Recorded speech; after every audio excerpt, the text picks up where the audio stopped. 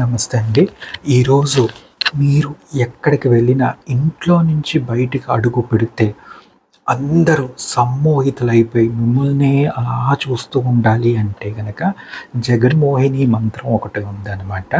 ఇది జనరల్‌గా డాబర విద్యలో వాటిల్లో ఎక్కువగా వాడతారు. అంటే వాళ్ళు చేసేటువంటి విద్యలు కానీ, వాళ్ళు ఎక్కడికి అడుగు పెట్టినా కూడా వాళ్ళని చూసి జనాలు అలా చూస్తూ ఉండిపోవటానికి, సమ్మోహనం చెందటానికి ఈ మంత్రాన్ని వాడతారనమాట. పంచిత పంచబాణ పంచతి అనేటువంటిది ఈ మంత్రం అనమాట.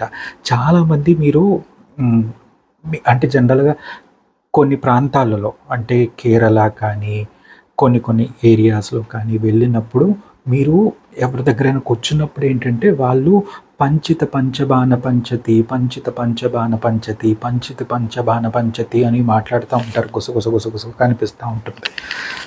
అంటే వాళ్ళు ఎక్కడికైనా వెళ్ళేక ముందు కానీ, ఎక్కడికైనా వెళ్ళి కూర్చున్నప్పుడు కానీ జనాలు కాసేపట్లో వాళ్ళ చుట్టూతా చేరి అతన్ని కానీ, ఆమెని కానీ చూసి అట్రాక్ట్ అవ్వటానికి ఈ పంచిత పంచబాణ పంచతి బాగా పనిచేస్తుందన్నమాట.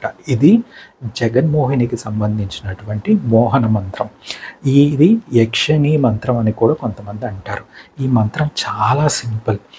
ఇది యాక్చువల్‌గా మీరు చాలామంది కన్ఫ్యూజ్ అయ్యేది ఏంటంటే, ఈ మంత్రానికి మీరు వీరభద్రుడిని మూలభద్రుడి కింద తీసుకొని పూజ చేయాలి. అలానే జగన్మాత అయినటువంటి దుర్గాదేవి యొక్క విగ్రహము కానీ పటము ముందు కూర్చొని పూజ చేయాలి. అలా అయితేనే ఈ మంత్రం సిద్ధి పొందుతారనమాట. సో జనరల్‌గా ఏంటంటే మూల భైరవుడి కింద మనం పూజ చేసేటప్పుడు మీకు తెలిసే ఉంటుంది. మంత్రాల గురించి కొంచెం అలవాటు ఉన్నవాళ్ళు ఫస్ట్ గురువునికి నమస్కారం చేసుకోవాలి.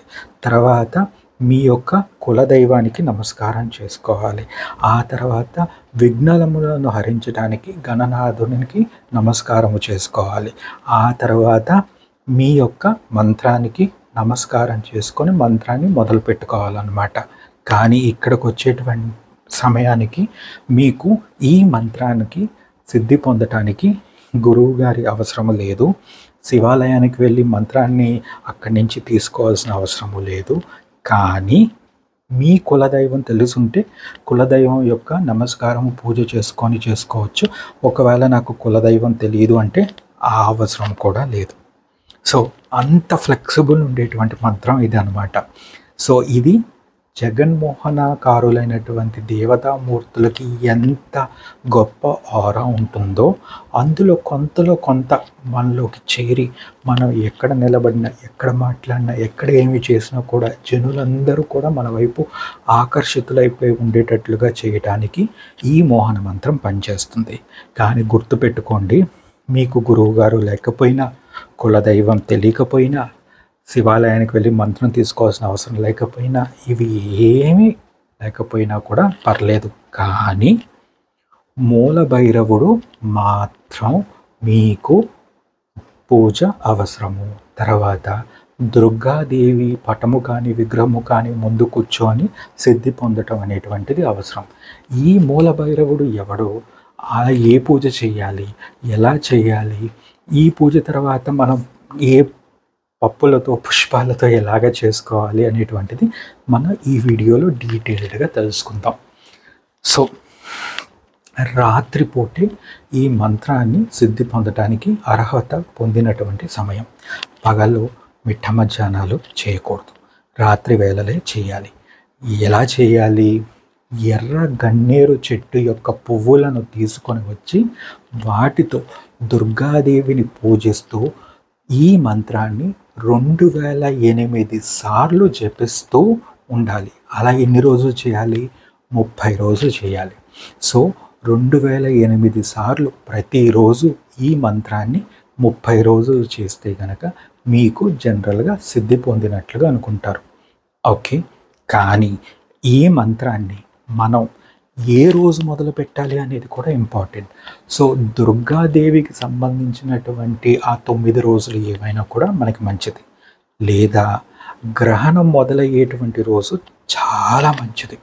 సో సూర్యగ్రహణం కానీ, చంద్రగ్రహణం కానీ, ఏ రోజైతే గ్రహణం మొదలవుతుందో ఆ రోజు చాలా మంచిదనమాట. సో నిశ్చలమైనటువంటి ప్రదేశంలో ఈ మంత్రానికి ఎటువంటి రెస్ట్రిక్షన్స్ లేవు. మీరు నిశ్చలంగా ఉండేటువంటి ప్రదేశం, అది మీ ఇల్లు కానీ, పారే జలగేళ్ళు కానీ, ఊరు బయట ఉండేటువంటి చెట్టు దగ్గర కానీ, మీరు పనిచేసేటువంటి ఆఫీస్లో డిస్టర్బెన్స్ లేకపోతే నైట్ టైం కానీ, మీరు పొలాలు ఉంటే పొలాల్లో కానీ ఎక్కడైనా కూర్చొని చేసుకోవచ్చు. కానీ దీంట్లో ఒక వెరీ ఇంపార్టెంట్ పాయింట్ ఉంది. అది ఏంటంటే, ఈ మంత్రాన్ని మీరు చేసేటప్పుడు ఆ 30 రోజులు కానీ, ఈ మంత్రం చేసే టైంలో కానీ ఎట్టి పరిస్థితుల్లోనూ మీ ఊరి యొక్క పొలిమేర దాటి వెళ్ళకూడదు. అది గుర్తుపెట్టుకోండి, అది చాలా ఇంపార్టెంట్.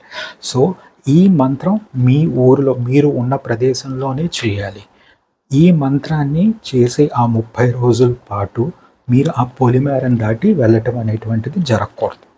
అది గుర్తుపెట్టుకోండి.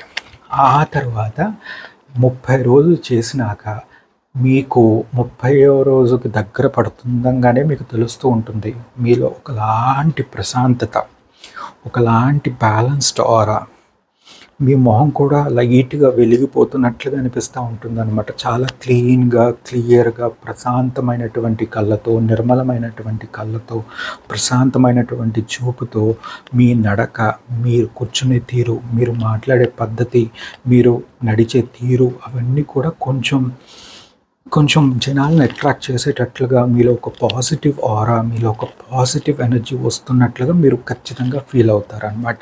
సో అది ఈ మంత్రం యొక్క ముఖ్య ఉద్దేశం. ఈ మంత్రం ఏంటంటే, ఓం నమో భగవతి సకల జగన్మోహిని సంచిత పంచబాణ పంచతి తత్వి క్లీం ఏహి ఏహి క్లీం.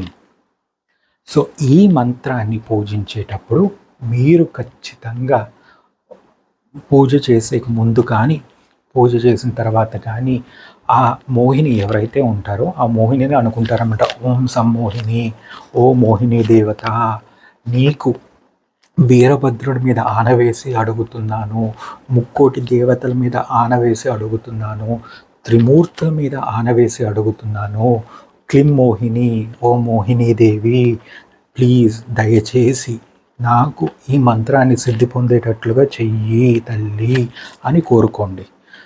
ఈ మోహినీదేవిని మీరు దుర్గాదేవి పటం ఎదురుగా కూర్చొని చేస్తున్నారు కాబట్టి, ఈ మోహన మంత్రంలో మీరు ఏ మోహినిని అయితే పిలుస్తున్నారో ఆ మోహినీదేవిని తల్లిగానే భావించి చెయ్యండి. కొన్ని పూజలలో వాళ్ళు భర్తగానో, ఇంకా వేరే విధంగా భార్యగానో, ఇంకా మనకొద్దు అలాంటివి కొన్ని చేస్తూ ఉంటారు. అది ఇక్కడ పనిచేయదు. ఎందుకంటే మీరు దుర్గాదేవి యొక్క పటం ఎదురుగా ఈ మంత్రాన్ని చేస్తేనే మీకు సిద్ధి పొందుతారు. సో అలాగా ఈ మంత్రాన్ని చేస్తే సిద్ధి పొందటానికి మీరు వీరభద్రుణ్ణే మూలభద్రుని కింద తీసుకుంటారు, అంటే మూల భైరవుడి కింద తీసుకొని చేస్తారు. సో మూల భైరవుడి కింద వీరభద్రుని తీసుకొని చేస్తున్నప్పుడు, దుర్గాదేవి పటం ఎదురుగా పెట్టుకొని చేస్తున్నప్పుడు ఆ మోహిని దేవిని మీరు తల్లిగా భావించే చేయాలి. ఇంకా వేరే ఏ విధంగానూ పిలవకూడదు. ఎటువంటి వేరే ఆలోచన తత్వంతో మంత్ర ప్రయోగం కోసం మీరు కూర్చోవటం మంచిది కాదు. అది గుర్తుపెట్టుకోండి. అది చాలా ఇంపార్టెంట్ అన్నమాట. సో మంత్రం మీరు 2008 సార్లు చేయటం అయిపోయిన తర్వాత ఖచ్చితంగా జగన్మోహినికి నమస్కరించి, ఓం తల్లి, నీకు వీరభద్రుడి మీద ఆనవేసి అడుగుతున్నాను తల్లి, ముక్కోటి దేవతల మీద ఆనవేసి అడుగుతున్నాను తల్లి, త్రిమూర్తుల మీద ఆనవేసి అడుగుతున్నాను తల్లి, మోహిని తల్లి, దయచేసి ఈ మంత్రం యొక్క మంచి ప్రసాదించు నాకు, మంత్రం సిద్ధి పొందేటట్టు చెయ్యి నాకు అని కోరుకోవటం చాలా ఇంపార్టెంట్. ఎందుకంటే మీరు మోహిని మంత్రాన్ని యాక్టివేట్ చేసి మోహినిని మిమ్మల్ని చూసేటట్లుగా చేస్తున్నారు. ఫైన్, తర్వాత ఏంటి, ఏం కావాలి? సో ఏం కావాలి అనేది మీరు చివరిలో చెప్పాలి. అదే చెప్పేటప్పుడు మీరు కంపల్సరీగా వీరభద్రుని మీద, త్రిమూర్తుల మీద, ముక్కోటి దేవతల మీద ఆన వేసి అడిగితే అప్పుడు మోహినీదేవి వింటుంది. వీళ్ళని కాకుండా ఎవరిని పడితే వాళ్ళ మీద ఆన వేసి అడగకూడదు. ఒకవేళ ఈ మంత్రాన్ని మీరు గురువు గారి ద్వారా తీసుకుంటే అప్పుడు గురువు గారి మీద కూడా ఆన వేసుకొని మీరు మీకు కావాల్సిన కోరిక కోరుకోవచ్చు. జనరల్గా గురువుగారు లేకుండా కూడా ఈ మంత్రాన్ని చేసుకోవచ్చు. కాబట్టి ఇది సింపుల్ మోహన మంత్రమే కాబట్టి దీనికి మీద మీరు ఆనవేసే అడగాలి. అది గుర్తుపెట్టుకోండి. దీనికి ఒక లాజిక్ ఉంది. మోహిని మంత్రాలు కానీ వస్య మంత్రాలు కానీ ఏమైనా చేసేటప్పుడు ఆనలు వేయటం చాలా ఇంపార్టెంట్. సో మీరు ఎవరి మీద ఆన వేస్తున్నారు? వీరభద్రుని మీద ఆన వేస్తున్నారు, త్రిమూర్తుల మీద ఆన వేస్తున్నారు, ముక్కోటి దేవతల మీద ఆన వేస్తున్నారు. సో అలా ఆన వేసి మీరు మీకేం కావాలి అనేటువంటిది కోరుకోండి. రోజుకు ఒక కోరిక కోరకండి. 30 రోజులు చేయాలి కదా, రోజుకు 2008 మార్లు చేయాలి కదా. అప్పుడు మీకు ఏంటి, మీ కోరిక ఏంటి, ఆ మోహనం ఎవరికి సంబంధించింది, ఇది ఎందుకు నేను చెప్తున్నాను ఈ కోరిక ఒకటే ఉండాలి అంటే, మీరు ఒక మనిషి, అది అమ్మాయి అబ్బాయి పర్టికులర్ పర్సన్ ఎవరనేది నేను చెప్పకూడదు. సో ఒక మనిషే మీ వైపు ఆకర్షితం అవ్వాలి అంటే ఆ మనిషి గురించి అడగండి. లేదు నాకు ఒక పొలిటికల్గా కొన్ని ఈవెంట్స్ ఉన్నాయి, వాటిలో నేను వెళ్ళి వక్త కింద నేను ప్రచారం చేయాలి, సో నా వల్ల జనులందరూ కూడా ఆకర్షితులైపోయి ఫలానా మనిషికి ఓటు వేయాలి, అలాంటప్పుడు అదే పెట్టుకొని అడగండి.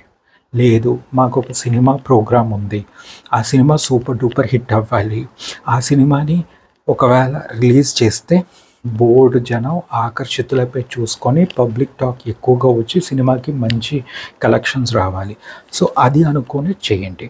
సో ఇలాగా మీరు ఏమి కోరుకుంటారు? ఒక మనిషిని కోరుకుంటున్నారా, ఒక సమస్యను ఆపటానికి కోరుకుంటున్నారా, లేకపోతే ఏదైనా ఆకర్షణకు సంబంధించినటువంటిది కోరుకుంటున్నారు? అది ఏమిటి? లేదు ఇవి నేను వేరే ఎవరి గురించి అడగట్లేదు, నేను నా గురించి అడుగుతున్నాను, నేను ఎక్కడికి వెళ్ళినా నేను ఏం మాట్లాడినా నేను ఏం చేసినా జనులు నా వైపు సమ్మోహనం చెంది ఆకర్షితులు అవ్వాలి, అదే అడగండి. 30 రోజులు ఖచ్చితంగా అదే అడగాలి. 30 రోజులు ఖచ్చితంగా త్రిమూర్తుల మీద, సకల దేవతల మీద, వీరభద్రుని మీద ఆన వేసే ఆ కోరిక కోరాలి. కోరిక మార్చకూడదు, ఆనలు మారకూడదు. అది గుర్తుపెట్టుకుంటే సరిపోతుంది. ఈజీగా సిద్ధిస్తుంది, మీకు అంతా మంచి జరుగుతుంది. ఇది మోహన మంత్రం అన్నమాట. సో ఇది మీకు బాగుందని అనుకుంటున్నాను, మీకు నచ్చిందని అనుకుంటున్నాను. ఇలాంటి మంత్రాలు మీకు ఇంకేమైనా కూడా వశీకరణకు సంబంధించిన మంత్రాలు బోర్డని ఉన్నాయి. ఆంధ్ర వశీకరణ మంత్రాల కన్నా కూడా కేరళ వశీకరణ మంత్రాలు చాలా ఫేమస్ అన్నమాట. సో కేరళ వశీకరణ మంత్రాలు కావాలన్నా, లేకపోతే ఆంధ్ర వశీకరణ మహామంత్రాలు కావాలన్నా, మలయాళ మోహన మంత్రాలు కావాలన్నా, ఇలాంటివి ఏమి కావాలన్నా కూడా ఫస్ట్ ఇంపార్టెంట్ థింగ్ ఏంటంటే మీకు క్లారిటీ ఉండాలి. ఈ మంత్రాన్ని నేను దేనికోసం ప్రయత్నం చేస్తున్నాను, ఈ మంత్రానికి నాకు ఏం వస్తుంది, నాకు అసలు నాకు కోరిక ఏమిటి అనేటువంటి క్లారిటీ మీకు ఉండాలన్నమాట. అటువంటి క్లారిటీ ఉంటే ఆ కాన్ఫిడెన్స్తో, ఆ డిటర్మినేషన్తో మీరు గనక ఆ మంత్రాన్ని మీరు రోజు పఠిస్తే కనుక మంత్రసిద్ధి 100% మీకు వస్తుంది. దీనికి కాస్త దైవబలం ఉండాలి, దీనికి కాస్త మీకు మంచి చేసేటువంటి కొంచెం నిష్ఠ అట్లాంటివి ప్రతిరోజు ఆ 30 రోజులు కానీ, 90 రోజులు కానీ, 48 రోజులు కానీ, 41 రోజులు కానీ మంత్రాన్ని బట్టి వేరీ అవుతుంది. ఆ టైంలో కాస్త నిష్ఠగా ఉండాలి. కొంచెం పట్టుకొని జాగ్రత్తగా చేసుకుంటే మీకు సిద్ధి పొందటం ఈజీ. అండ్ ఒకవేళ మధ్యలో బ్రేక్ వచ్చింది, బ్రేక్ వస్తే ఏమవుతుంది, మళ్ళీ మొదటి నుంచి మొదలు పెట్టుకోవటం. ఈ మంత్రంలో ఉండేటువంటి గొప్పతనం ఏమిటంటే ఒకవేళ బ్రేక్ వస్తే మీరు మొదటి నుంచి మొదలు పెట్టుకోవటం అనేది కంపల్సరీ, అది ఏ మంత్రానికైనా ఓకే. ఈ మంత్రంలో గొప్పతనం ఏంటంటే కంపల్సరీ బ్రేక్ వస్తే మీకు ఎటువంటి నెగిటివ్స్ జరగవు.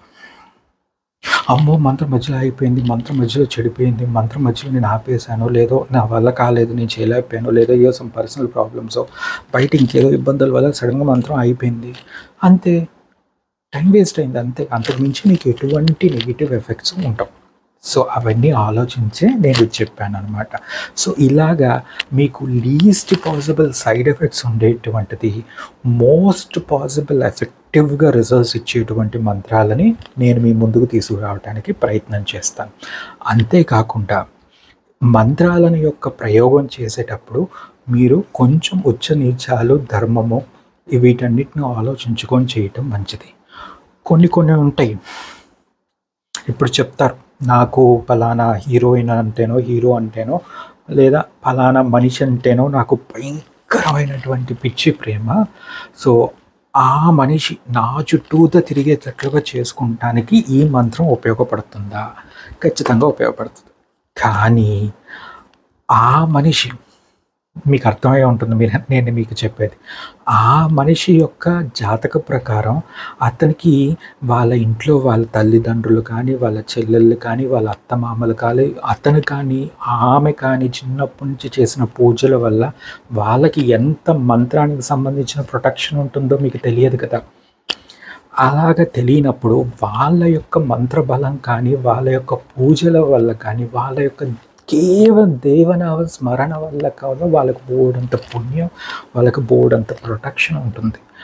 ఆ ప్రొటెక్షన్‌ని అన్ని లేయర్స్ ఆఫ్ ఆరాని ఛేదించుకొని మీరు వాళ్ళని అట్రాక్ట్ చేయాలి అంటే మీకు అంతకంటే ఎక్కువ డిటర్మినేషన్, అంతకంటే ఎక్కువ భక్తి, అంతకంటే ఎక్కువ మీరు చేసే మంత్రం మీద నమ్మకం ఉండాలి. అలా ఉన్నప్పుడే మీకు ఇది సాధ్యం అవుతుంది. అలా కాకుండా 2008 సార్లు చెప్పారు అని ఒక టైం టిక్కర్ ఉంటుంది కదా! ఎన్నిసార్లు క్లిక్ చేస్తామన్నది మనం సెట్ చేసుకొని పెట్టుకొని క్లిక్ చేసుకొని అలా కొట్టుకొని డబ్బా డబ్బా డబ్బా మంత్రం చదివేస్తే it doesn't effect. But because మీరు ఆ యొక్క బీజాక్షరాలను కానీ, ఆ యొక్క మంత్రానికి సంబంధించినటువంటి వాటిని ప్రయోగం చేస్తూ కంటిన్యూస్గా పలుకుతున్నారు కాబట్టి కొంత పాజిటివ్ ఆరా, కొంత వైబ్రేషన్స్ అనేవి మీలో జనరేట్ అవ్వటం వల్ల కొంత ఎఫెక్ట్ అక్కడ చూపించడం ఉంటుంది. కొంత ఎఫెక్ట్ చూపించడం వేరు, మంత్రం పూర్తిగా పనిచేయటం వేరు. ఆ పని చేసిన దాని మీద అంత ఇమ్మీడియట్గా ఎఫెక్టివ్ రిజల్ట్స్ మీకు కనపడటం వేరు.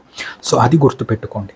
మీరు కాన్సన్ట్రేషన్తో, ఫుల్ డిటర్మినేషన్తో కూర్చొని భక్తి శ్రద్ధలతో కంప్లీట్గా ఫోకస్ అంతా మంత్రం మీద పెట్టి ఆ దేవుడితో దేవి ఎవరైతే మీరు అనుకొని చేస్తున్నారో వాళ్ళ మీద పెట్టి పూర్తి భక్తి శ్రద్ధతో చేస్తే మీకు పని చాలా ఈజీగా అవుతుంది. అండ్ నాకు మంత్రం చేసేటప్పుడు పక్క నుంచి ఎవరో వెళ్తున్నట్లుగా వస్తుంది, నాకు గాలి వస్తుంది, నాకు ఈ యక్షిణీ మంత్రాలు చేసేటప్పుడు వశీకరణ మంత్రాలు చేసేటప్పుడు ఏదో జరుగుతున్నట్టు ఉంటుంది, ఏదో కనపడుతున్నట్టుంటుంది, అది ఇది అని చాలామంది చెప్పటం నేను విన్నా. దీంట్లో మనం చేసేది బేసిక్ యక్షిణీ మంత్రం. ది అడ్వాన్స్డ్ లెవెల్ ఆఫ్ యక్షిణీ మంత్రాల్లో ఇలాంటివి ఉండొచ్చు, కానీ ది బేసిక్ లెవెల్ ఆఫ్ యక్షిణీ మంత్రాల్లో ఉండవు. ఇంకొకటి, మీరు ఈ యక్షిణీ మంత్రాన్ని పూర్తి అవ్వటం కోసం, సఫలీకృతం అవ్వటం కోసం ముక్కోటి దేవతలతో పాటు వీరభద్రుని కూడా ఆనగా తీసుకొని చేస్తున్నారు కాబట్టి మీకు ఎటువంటి ఇబ్బందులు ఉండవు. రెండవది, మీరు దుర్గామాత యొక్క పటం ఎదురుగా కూర్చొని చేస్తున్నారు కాబట్టి మీకు ఇటువంటి స్పర్శలు రావటాలు, ఏదో ముట్టుకున్నట్లుగా, ఏదో మీద నుంచి పాకినట్లుగా, ఏదో శబ్దం వచ్చినట్లుగా, ఏదో వీపుకి తగిలినట్లుగా, ఏదో ఇంకెక్కడో మీ శరీరంలో ఏదో అవుతూ ఉంటుందని కొంతమంది చెప్తూ ఉంటారు. అలాంటివి ఏమీ అవ్వవు. 100% ట్రస్ట్ మీ. వీరభద్రుడి మీద ఆనవేసి కూర్చున్నప్పుడు మీరు అది దుర్గామాత ఎదురుగా కూర్చొని ఈ మంత్రాలను మీరు భక్తి శ్రద్ధలతో చేస్తుంటే మీకు ఇటువంటి డైవర్షన్స్, ఇటువంటి అవుటర్ అటాక్స్ అనేవి ఉండవు. సెకండ్ థింగ్, మీరు ఫుల్ ఆఫ్ కాన్సన్ట్రేషన్ దుర్గామాత మీద పెడుతున్నప్పుడు, వీరభద్రుని ఆన తీసుకొని చేస్తున్నప్పుడు యక్షిణులు ఇట్లాంటి తప్పుడు పనులు చేయవు. అండ్ మీరు ఆ యక్షిణిని అమ్మగానే భావించి చేయాలని చెప్పాను. సో ఒక తల్లిగా ఒక యక్షిణిని భావించి చేస్తున్నప్పుడు తల్లి మీకు మంచి చేయాలనే చూస్తుంది, కానీ తల్లి మీకు చెడు చేయదు. అండ్ ఇక్కడ దుర్గాదేవి ఎదురుగా కూర్చొని చేస్తున్నారు కాబట్టి యక్షిణిలో అంత తొందరగా టెస్టింగ్లు చేయటం అనేటువంటిది జరగదు. సో ఆ టెస్ట్లు కొంతమంది తెలుసు, అవి ఎట్లాంటి టెస్ట్లు ఉంటాయి, దానివల్ల వీళ్ళలో ఎటువంటి మార్పులు వస్తాయి అనేటువంటిది కొంతమందికి తెలుసు. అలాంటివి ఇక్కడ జరగవు. ఎందుకు? వీరభద్రుని ఆనతో దుర్గాదేవి ఎదురుగా కూర్చొని చేస్తున్నప్పుడు యక్షిణిలు తప్పుడు పనులు చేయరు. ముఖ్యంగా తల్లి కింద భావించి యక్షిణిని మీరు సిద్ధి కోసం చేసేటప్పుడు ఎటువంటి చెడు జరగవు. ఇది గుర్తుపెట్టుకోండి. ఇట్లాంటివి చూసుకుంటూ జాగ్రత్తగా ఈ యక్షిణీ మంత్రాలు కానీ, వశీకరణ మంత్రాలు కానీ, మీరు మూలభైరవుడు ఎవరిని తీసుకొని చేస్తున్నారు, మూలదేవత కింద ఎవరిని తీసుకొని చేస్తున్నారు, ఎక్కడ చేస్తున్నారు, ఎంత భక్తి శ్రద్ధలతో చేస్తున్నారు, ఆ యొక్క వశీకరణ యొక్క దేవతామూర్తిని మీరు తల్లిగానే భావించి చేస్తున్నారా లేదా అనే దాని మీద బట్టి మీ యొక్క మంత్రబలం యొక్క ఎఫెక్ట్స్ కానీ, మంత్రం సిద్ధి పొందటానికి వచ్చేటువంటి మధ్యలో అడ్డంకులు కానీ అవన్నీ కూడా చాలా వరకు బ్యాలెన్స్ అయిపోతాయి. అండ్ అన్నిటికంటే వెరీ ఇంపార్టెంట్ థింగ్, 2008 సార్లు 30 రోజులు కదలకుండా పూర్తి డెడికేషన్తో చేసేకన్నిటికంటే ముందు మీరు ఈ 2008 సార్లు చేయటానికి ఎంత టైం డ్యూరేషన్ పడుతుందో అంత టైం డ్యూరేషన్ను ఖచ్చితంగా కదలకుండా కూర్చొని చేయగలను అంటేనే దిగండి. నాకు ఇటు కదులుతా ఇట్లంటా ఇటు తిరిగి కూర్చుంటాను, కాళ్ళు ఇటు తిప్పి పెడతాను, మళ్ళీ కాళ్ళు అటు తిప్పి పెడతా, కాళ్ళు కాసేపు వెనక్కి పెడతా, కాళ్ళు ముందుకు పెడతాను. మీరు మీకు నచ్చిన ఆసనాల్లోనే కూర్చోండి. అసలు నాకు ఆసనాలే తెలియదు, నేను ఇలానే బాస్పెట్లు వేసుకొని కూర్చుంటా, ఫైన్, అలానే కూర్చోండి. కూర్చున్న ప్రదేశంలో నుంచి కదలకుండా, లెగవకుండా, మంత్ర ఉచ్చారణ ఆపకుండా చేయగలిగితేనే, అలా చేసేటప్పుడు భక్తి శ్రద్ధలతో డెడికేషన్తో చేయగలిగితేనే మీకు మంత్రసిద్ధి లభిస్తుంది. అది గుర్తుపెట్టుకోండి. That is really important. దాని తర్వాత మిగతా అన్ని ఫ్యాక్టర్స్. మీరు దేవుళ్ళందరినీ కూడా ఆన తీసుకొని భక్తి శ్రద్ధలతో ఒక తల్లిగా భావించి మోహన మంత్రాలను చేస్తున్నారు కాబట్టి మీకు ఎటువంటి నెగిటివ్స్ జరగవు. ద ఓన్లీ ఇంపార్టెంట్ థింగ్ వచ్చి కుదురుగా కూర్చొని మనస్సుని కాన్సన్ట్రేషన్ పెట్టి చేయగలరా లేదా అనేదే ఇంపార్టెంట్. అది మీరు చేయగలను అంటే కనుక this 100% effectively works for you. అది గుర్తుపెట్టుకోండి. సో అట్లాగా మీకు ఇంకా ఏమైనా డౌట్స్ ఉన్నా, క్వైరీస్ ఉన్నా నన్ను అడగొచ్చు. ఈ వీడియో నచ్చితే కనుక లైక్ చేయండి, షేర్ చేయండి, సబ్స్క్రైబ్ చేయండి, కామెంట్ చేయండి. అలానే మీకున్న డౌట్స్ ఏమన్నా కూడా కామెంట్ సెక్షన్లో పెట్టండి. నా వీడియోస్ రెగ్యులర్గా ఇస్తానికి ట్రై చేస్తూ ఉంటాను. సో మీకు నచ్చితే కనుక ఖచ్చితంగా ఫాలో అవ్వండి. మీకు అంతా మంచి జరగాలని, మీరు కోరుకున్న వాళ్ళు, ఆ వ్యక్తి కానీ వాళ్ళు కానీ ఎవరైనా కూడా మీకు తొందరగా దగ్గర అవ్వాలని, మీరు అనుకున్న కోరికలన్నీ తీరాలని ఆ దేవదేవుణ్ణి నేను మనస్ఫూర్తిగా ప్రార్థిస్తున్నాను. మీకు అంతా మంచి జరుగుతుందని నేను కోరుకుంటున్నాను. శుభం భూయాత్. Thank you.